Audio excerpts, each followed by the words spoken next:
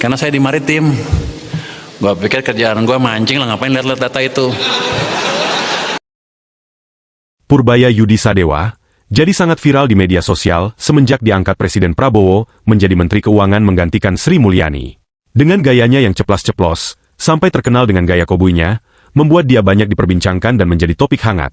Kebijakan yang diambil banyak membuat pengamat, ekonom bahkan orang awam ikut membicarakannya. Mari kita simak cuplikan video berikut agar kita tahu seberapa kobuynya Menteri Keuangan yang satu ini, Purbaya Yudi Sadewa. Kalau saya presentasi depan, biasanya ada dua bagian. Pertama, baca dari sini. Teks yang disiapkan oleh staf saya itu membosankan sekali.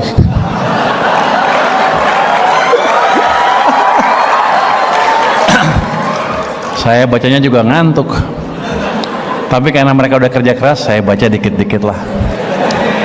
Nah, yang bagian kedua, yang tanpa teks, itu biasanya menarik, tapi banyak bahayanya.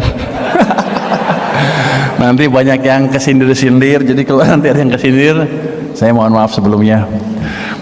Tapi biar aja lah. Emang gue pikirin. Tadi sebenarnya saya malu kesini. Orang-orang udah nyambut saya kayak artis. Padahal baru kerja 1 bulan. Hasilnya juga belum ada. Nanti jangan sampai teman-teman kecewa ya. Tapi udah ada hasilnya deh.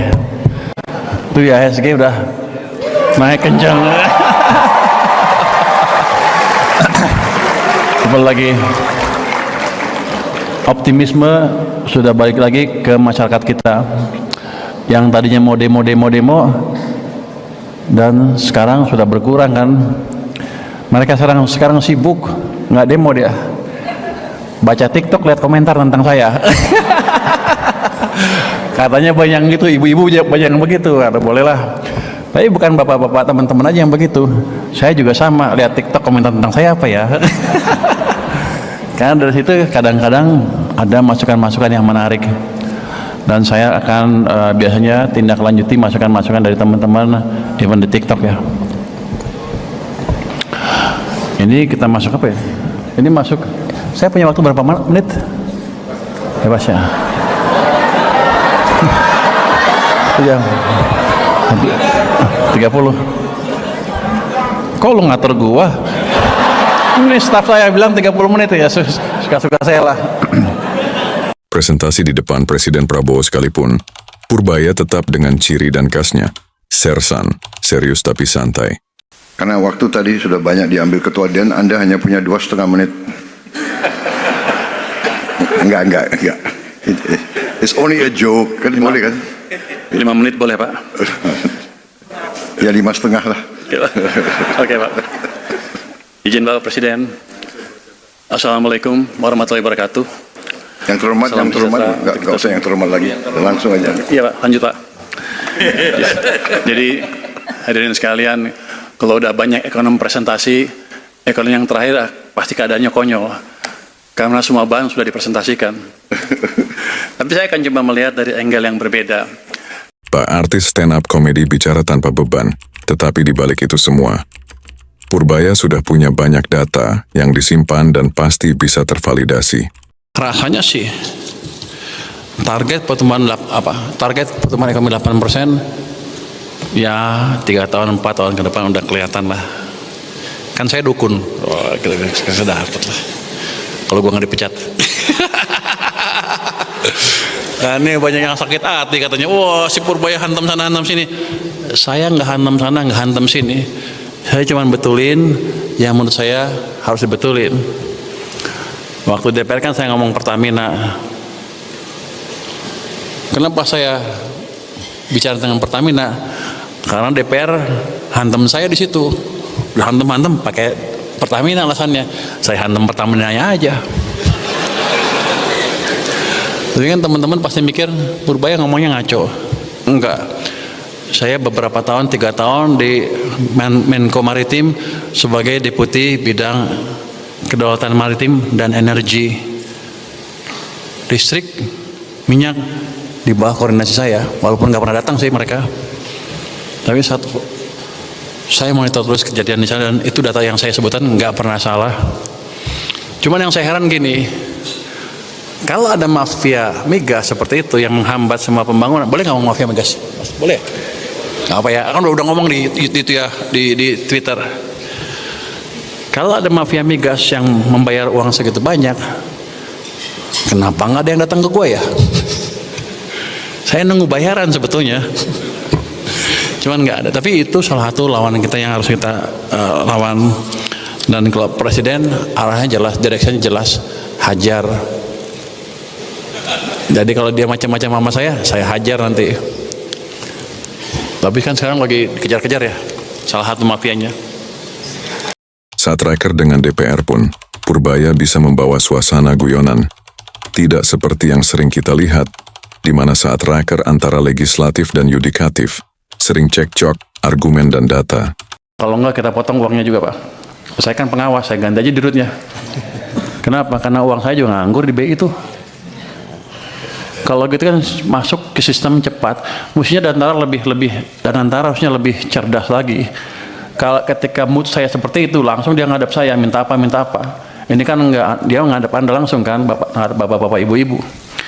Padahal sama saya, teman, saya pengawas Danantara, awas besok.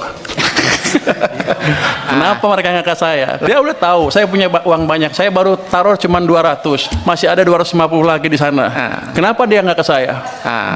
Cash flow dari perusahaan Pertamina dan PLN dan lain-lain. Tapi nanti saya lihat, kalau nggak untung juga awas. Kalau udah kosnya diturunkan, jangan main-main mereka. Tapi yang tadi saya janjikan betulnya tadi proses di sini kita akan percepat. Berapa lama Anda bisa betulin? Dulu itu setahun sekali Pak. Ya jangan setahun sekali lah. Dulu itu setahun sekali udah kita 3 bulan. Yang nentuin siapa? Kita perpres. Kita yang nentuin. Sebulan selesai ya? Sebulan selesai Pak. Nanti kalau enggak dia saya pindahin. 200 triliun positif tanggapannya, tapi banyak yang ribut juga kan. Oh ini itu ya. Saya mesti cari tools yang lain. Jadi kalau tambah lagi.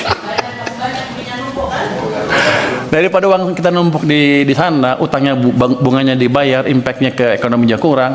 Saya nunggu sebenarnya penyaluran yang cepat apa. Makanya saya sisirkan tuh kementerian-kementerian. Saya ancam yang nggak bisa sampai Oktober nanti kalau Anda nggak bisa propose dengan clear seperti apa sampai akhir tahun, saya ambil uangnya. Nah kalau Danantara punya tagihan seperti ya langsung ngadap saya harusnya. Nanti saya tanya kalau rapat saya sebagai apa? Pengawas Danantara. Awas ya kan. Dalam forum resmi saja, Purbaya tetap dengan gaya sersannya, apalagi saat jumpa pers dengan wartawan, pasti lebih koboi. Berikut kompilasi Purbaya Menteri Keuangan yang sedang viral. Belum kali? Udah sebulan? Belum lah. Belum ya? 2 minggu, mau masuk minggu ketiga. Iya. Tapi udah ngegas aja Pak. Memang seperti itu. Perintahnya begitu Pak? Enggak, emang kita hobinya ngegas dari dulu. Definisi sukses menurut Pak Purbaya itu apa? Semua yang dibutuhkan bisa kita dapatkan. Kita bisa berbuat baik di sini.